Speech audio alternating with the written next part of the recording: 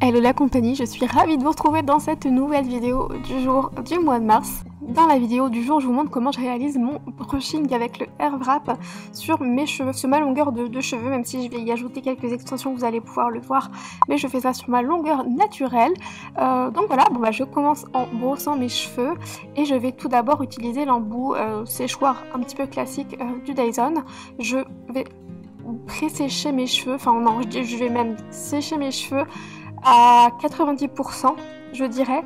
Je prends bien le temps de tout faire et à la suite, une fois que je trouve qu'ils sont plutôt bien séchés mais qu'il reste encore pas mal d'humidité, je vais prendre l'embout brosse que j'adore. Je vais finir de sécher quasiment parfaitement mes cheveux avec cet embout. D'ailleurs, je vous ai déjà dit, je crois, mais au cas où je le répète, à chaque fois que je fais un shampoing, ou si ce n'est presque, je pourrais pas dire à chaque fois, ce serait mentir, mais la plupart du temps quand je fais un shampoing, eh bien je vais ensuite me sécher les cheveux de cette manière, donc d'abord avec le séchoir classique et ensuite avec cet embout brosse.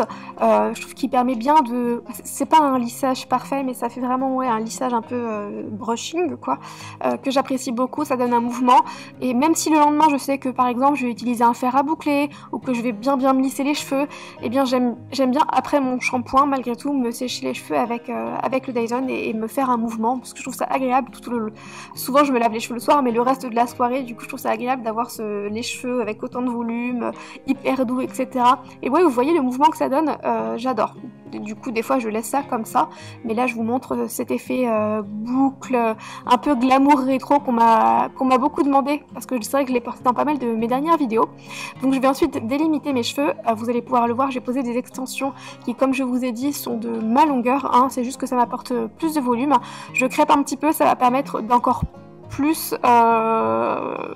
d'encore mieux accrocher les extensions, elles vont encore mieux tenir tout au long de la journée de cette manière là. Ouais, je vous montrais là que c'était de la même longueur que mes cheveux. Donc je viens mettre 3 bandes, en fait je vais mettre que 2 bandes superposées. Enfin bon, vous allez voir tout au long de la vidéo, mais là j'en mets que quelques-unes.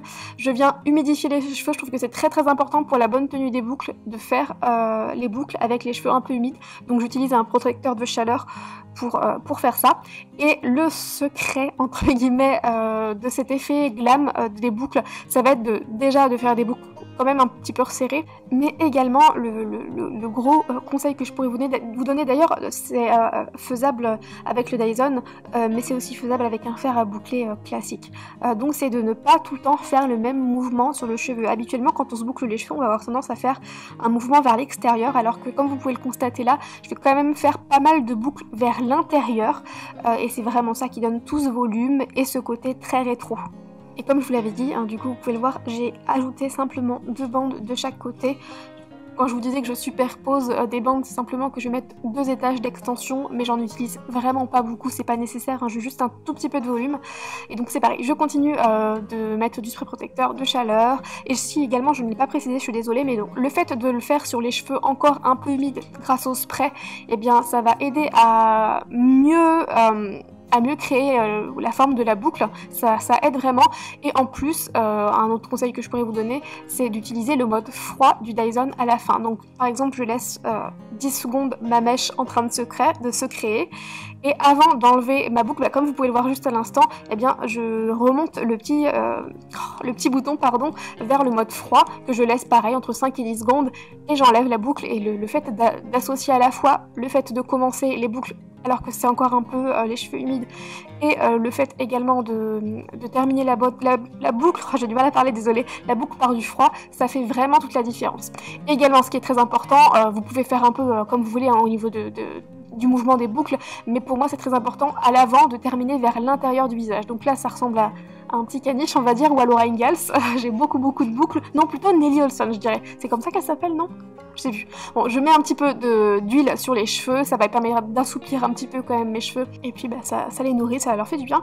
Et j'adore moi mettre ma mèche sur le côté derrière l'oreille avec juste une petite mèche qui rebique juste devant. Et voilà pour ce tuto express de comment j'utilise mon Dyson. C'est vraiment très très simple, et je vous en ai fait un il y a pas longtemps sur Instagram, donc n'hésitez pas à me rejoindre sur les cheveux plus longs. C'était très rapide rapide, mais je me voyais pas faire beaucoup plus long parce que finalement c'est plutôt simple et c'est très répétitif. Mais j'espère que j'aurai été assez claire. Je vous retrouve demain dans une prochaine vidéo, je vous fais des très gros bisous. À demain!